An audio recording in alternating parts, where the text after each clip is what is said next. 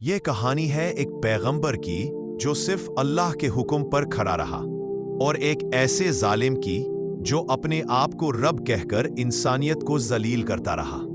آج آپ سنیں گے موسیٰ علیہ السلام اور فرعون کا انجام۔ فرعون اپنی شان و شوکت، اپنی فوج اور دولت پر اتنا گھمنڈ کر بیٹھا تھا کہ لوگوں سے کہنے لگا، میں تمہارا سب سے بڑا رب ہوں، میری عبادت کرو، میرے آگے سر جھکاؤ۔ مگر اللہ نے موسیٰ علیہ السلام کو پیغام دیا، جاؤ فرعون کو بتاؤ کہ صرف اللہ رب ہے، اسے دعوت دو کہ وہ شرک کو چھوڑ کر ایک اللہ کی عبادت کرے۔ موسیٰ علیہ السلام جب فرعون کے سامنے گئے تو فرعون ہنسنے لگا اور بولا، اگر تم اللہ کے نبی ہو تو کوئی نشانی دکھاؤ جو تمہاری سچائی ثابت کرے۔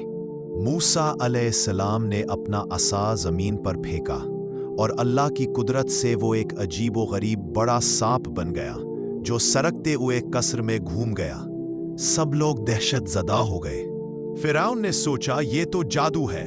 اس نے اپنے ملک کے سب سے بڑے جادوگر بلائے اور کہا، موسیٰ کو ہراؤ تاکہ لوگ سمجھ لیں کہ یہ جادو سے زیادہ کچھ نہیں۔ میجیشنز نے اپنے رسے اور چھڑیاں پھینکی جو لوگوں کو سانپ نظر آئے، لیکن موسیٰ علیہ السلام کا سانپ سب نگل گیا۔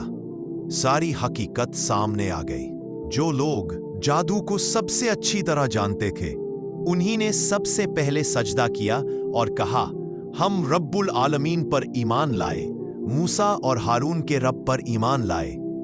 یہ دیکھ کر فرعون اور بھی غصے میں آ گیا، بولا، میرے حکم کے بغیر تم نے ایمان قبول کر لیا، اب تمہیں سخت عذاب ملے گا۔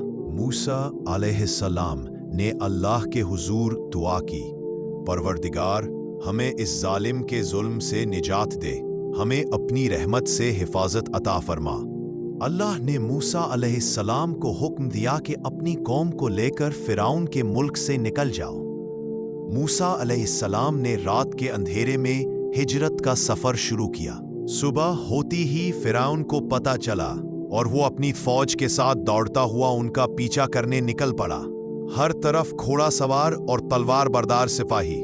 سمندر کے کنارے موسیٰ علیہ السلام کی قوم رک گئی، سامنے پانی، پیچھے فرعون کی فوج۔ لیکن اللہ کا حکم آیا، اپنا عصا سمندر پر مارو۔ سمندر 12 راستوں میں ٹوٹ گیا۔ بنی اسرائیل ان راستوں سے سرکشت گزر کر دوسری طرف پہنچ گئے۔ ان کے چہرے پر اللہ کی رحمت اور سکون تھا۔ فرعون اور اس کی فوج سمندر میں گھس گئے اور اللہ کے حکم سے سمندر کی لہریں ان پر بند ہو گئی۔ ہر طرف سے پانی نے انہیں گھیر لیا۔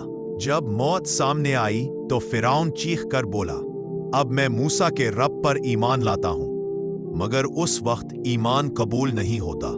اللہ نے فرمایا، اب تو ایمان لاتا ہے جبکہ پہلے تو بغاوت کرتا تھا اور ظالموں میں شامل تھا۔ اللہ نے فرعون کی لاش کو سمندر کے کنارے بچا لیا تاکہ آنے والی نسلیں اس سے عبرت حاصل کریں۔ بنی اسرائیل بچ گئے۔ موسیٰ علیہ السلام کی دعا قبول ہوئی۔ انہوں نے اللہ کا شکریہ ادا کیا اور سجدے میں گر گئے۔ یہ واقعہ ہمیشہ یاد دلاتا ہے، ظالم چاہے کتنا بھی طاقتور ہو، اللہ کی قدرت سے بچ نہیں سکتا، اور حق ہمیشہ زندہ رہتا ہے۔ ویڈیو پسند آئی ہو تو ویڈیو کو لائک کریں، شیئر کریں، کامنٹ کریں، اور ایسے ہی واقعے سننے کے لیے دین حق چینل کو سبسکرائب کریں۔